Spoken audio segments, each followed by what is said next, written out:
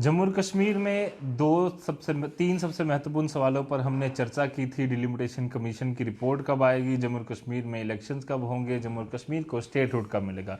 एक की चर्चा हमने उस दिन कर ली थी, डिलिमिटेशन कमीशन की रिपोर्ट के बारे में। आज उन बाकी दो के बारे में चर्चा करेंगे। दरअसल जम्मू और कश्मीर के लिए ना सिर्फ जम्मू और कश्मीर के लोग बट दुनिया भर के पॉलिटिशियंस, जम्मू और कश्मीर के अलावा जो जम्मू और कश्मीर में इंटरेस्ट रखने वाले लोग हैं, वो लगातार कोशिश करते रहते हैं कि आपको कहीं ना कहीं जानकारी जो है वो देते रहें। उसी तरह से आज एक कोशिश की कांग्रेस के एक नेता विवेक तनखा साहब ने। उन्होंने राज्यसभा में एक क्वेश्चन जो है वो पूछा कि रिटन क्वेश्चन था, अनस्टार्ड क्वेश्चन था, और क्वेश्चन ये था कि जम्मू और कश्मीर को स्टेटहुड का दर्जा कब मिलेगा, जम्मू और कश्मीर में इलेक्शंस कब होंगे। इन दोनों सवालों पर क्या उन्होंने पूछा कि कोई टाइमलाइन तय की है, क्या टाइमलाइन है जब तक जम्मू और कश्मीर में इलेक्शन हो जाएं, क्या टाइमलाइन रखी गई है कि जब तक जम्मू और कश्मीर को स्टेटहुड, और खास तौर पर लद्दाख की भी उन्होंने बात की कि लद्दाख को भी कब तक स्टेटहुड मिल जाएगा। तो इन दोनों सवालों पर एमओएस होम नित्यानंद राय का एक जवाब आया है। उन्होंने कहा है कि जम्मू और कश्मीर को अप्रोप्रिएट टाइम पर स्टेटहुड का दर्जा यानी कि राज्य का दर्जा दे दिया जाएगा।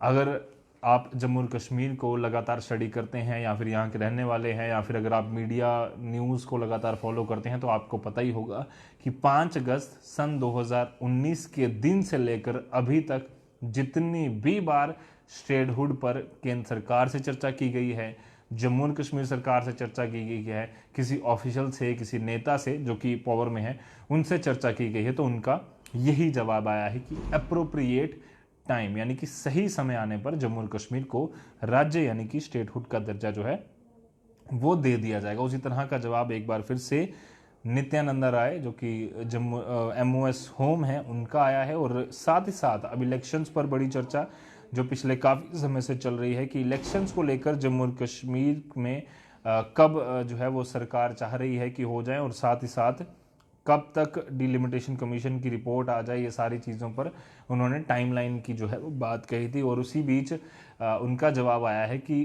क्योंकि जम्मू और कश्मीर में डिलिमिटेशन की जो रिपोर्ट है वो कहीं ना कहीं मार्च तक आनी है, उससे पहले इलेक्शन की बात अगर हम कहें तो उन्होंने साफ तौर पर कहा है रिटर्न रिप्लाई में पार्लियामेंट को कि जो टाइमलाइन है इलेक्शंस की वो हमारा प्रोगेटिव नहीं है। इलेक्शन कमीशन ऑफ इंडिया जो है वो उस पर फैसला लेगा। और जम्मू और कश्मीर में क्योंकि डिलिमिटेशन के बाद ही इलेक्शंस होने हैं और election commission of India decide करेगा, तो उसमें हमारा कुछ कहना वैसे ही नहीं बनता। यानी कि स्टेटहुड अप्रोप्रिएट टाइम पर, जम्मू और कश्मीर में इलेक्शंस के अभी भी कोई टाइमलाइन नहीं।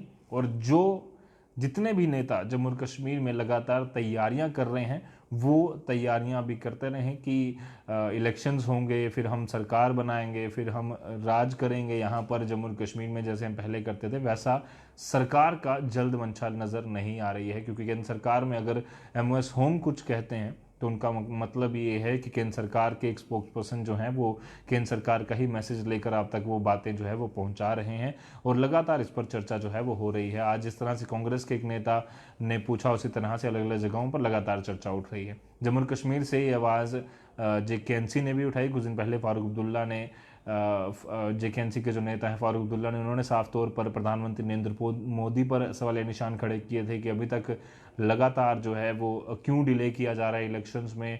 सबसे पहले आप स्टेटहुड दीजिए, उसके बाद इलेक्शंस कराइए, ऐसी बातें उन्होंने कही। महबूबा मुफ्ती ने भी कहा कि स्टेटहुड दीजिए फिर इलेक्शंस करवाइए।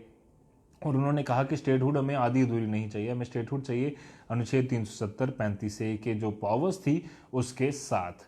तो उन्होंने तो अपना स्टैंड क्लियर कर दिया। भारतीय जनता पार्टी के इस पर क्या कहना है? भारतीय जनता पार्टी के जो जम्मू कश्मीर के नेता हैं उन्होंने भी कहा है कि केंद्र सरकार जो कह रही है वो सही है।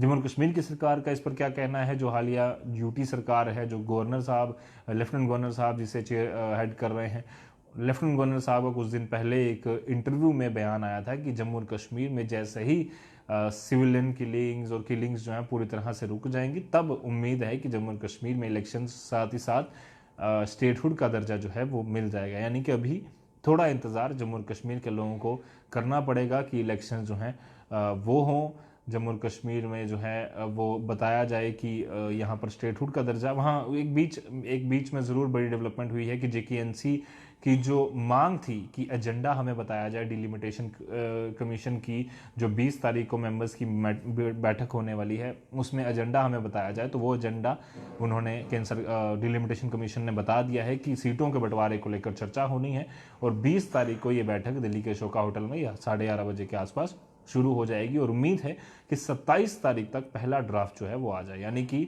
अगर डिलिमिटेशन कमीशन की रिपोर्ट आ जाती है तो हो सकता है कि मार्च के आसपास के बाद जो इलेक्शंस हैं वो हो जाएं, पर उससे पहले पॉलिटिकल पार्टीज अपनी तैयारियां जो हैं वो ज़ोरों शोरों से कर रही हैं और देखना ये होगा कि किस तरह से कब इलेक्शंस होते हैं और फिर क्या भारतीय जनता पार्टी जो कि क्लेम कर रही है कि 50 से ज़्यादा सीटें, जेकेएनसी जो अभी भी कह रही है कि स्टेटहुड आए फिर सोचेंगे, पीडीपी भी यही कह रही है, तो इन सारों का स्टैंड इलेक्शंस के दौरान क्या होगा ये देखना काफ़ी ज़्यादा दिलचस्प होगा।